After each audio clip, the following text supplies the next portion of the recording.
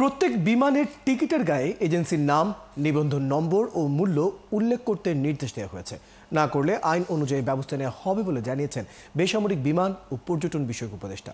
আচরণবিধির লঙ্ঘনের দায়ে লাইসেন্স বাতিল সহ জেল জরিমানার ব্যবস্থা করা হবে বলেও জানান তিনি। সোমবার সচিবালয়ে বিমান টিকিটের অস্বাভাবিক মূল্য বৃদ্ধি রোধ, নিরাপদ সমুদ্র পর্যটন নিশ্চিতে গৃহীত কার্যক্রম সম্পর্কে জানাতে আয়োজিত সংবাদ সম্মেলনে এসব বলেন তিনি। এ সময় তিনি আরও বলেন, লাইসেন্সবিহীন এজেন্সির বিরুদ্ধে ব্যবস্থা নিতে টাস্ক ফোর্স কাজ করছে। অনিয়মের অভিযোগ পাওয়া 13টি ট্রাভেল এজেন্সির টিকিট বিক্রি বন্ধ করা হয়েছে ও আইনের আওতায় আনার বিষয়ে প্রক্রিয়াধীন আছে। এক প্রশ্নের জবাবে বলেন, দ্রুততম সময় থার্ড টার্মিনাল চালু হবে। এতে করে বিমানবন্দরের সেবার মান আরও বাড়বে বলেও জানান তিনি। প্রত্যেকটা টিকিটে তার জন্য মূল্য লেখা থাকে এবং ট্রাভেল এজেন্টের নাম লেখা থাকে এবং তার নিবন্ধন নাম্বার লেখা থাকে।